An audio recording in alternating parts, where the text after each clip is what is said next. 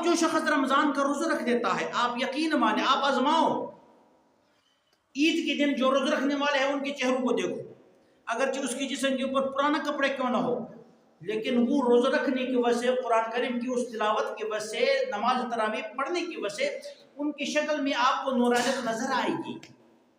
اور جنہوں نے روزوں کے ساتھ ذرا کھلواڑ کی، احترام نہیں کیا، وہ قیمتی لباس کے اندر آئے گا لیکن وہ نور آپ کو نظر نہیں آئے گا۔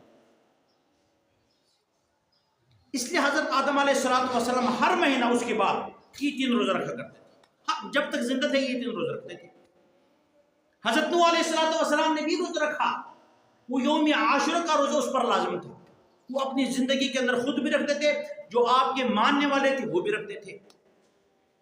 حضرت داؤد علیہ السلام کے بارے میں آتا ہے کہ سال کے اندر 6 مہینے روزہ رکھا کرتے تھے، اور 6 مہینہ اس کا افطار، یعنی ایک دن روزہ رکھا ایک دن چھوڑا، پھر ایک دن روزہ رکھا ایک دن چھوڑا، تو سال کے اندر تو 12 مہینے ہیں، تو 6 مہینے روزہ اور 6 مہینہ آپ تو 1 مہینے کے لیے رو رہے ہیں۔ اگر یہ حکم ہوتا تو پھر کیا کرتے؟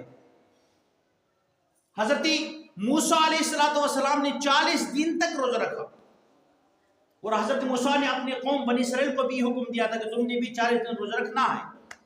حضرت عیسیٰ علیہ السلام آج بھی جو عیسائی ہے صحیح، وہ بھی 2 مہینے یعنی 60 دن مسلسل روزہ رکھتے ہیں۔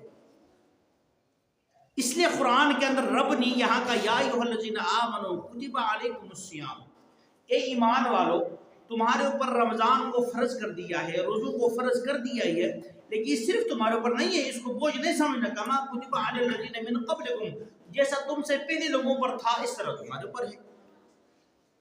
لیکن کیوں؟ یہ کیوں؟ لعلکم تتقون، تاکہ تمہارے اندر تقوی پیدا ہو جائے، اللہ کا خوف آ جائے۔ اب ایک بندے کو شدید قسم کی پیاس لگی، کمرے کے اندر ہے، فریج جناب ٹھنڈے روئے افزا سے بھرا ہوا ہے، اکیلا ہے، رب کے علاوہ کوئی نہیں، اس پانی کے قریب نہیں جاتا۔ کیوں؟ کوئی روکنے والا تو کوئی نہیں ہے، کمرے کا آپ جناب پیچھے تھا، آپ نے کنڈی لگائی ہوئی، کیوں نہیں جاتا؟ اس لیے کہ آپ روزے سے اگر آپ اس پانی کو پیو گے تو وہ رب ناراض ہوگا۔ اب اس عمل کے اندر، اس عمل صرف رب دیکھتا اور کوئی مخلوق نہیں دیکھتا۔ اب کیا پتہ کرے سامنے کمرے میں کیا کرتا ہے، وہاں تو میرا رب کو معلوم ہے تو میرا کیا عمل ہے۔ اس لیے یہ تقویٰ ہے، یہ اللہ کے ڈر ہے۔ افطاری کے وقت بندے کو سخت پیاس لگے، پانی سامنے ہو، بھوک بھی لگے، پھل فروٹ سامنے ہو، اذان سے پہلے کوئی ہاتھ قریب لا سکتا ہے؟ وجہ کیا ہے؟ یہ اللہ کا وہ خوف، لعلکم تتقون، تاکہ تمہارے اندر تقویٰ پیدا ہو جائے، تم متقی بن جاؤ، پرہیزگار بن جائے۔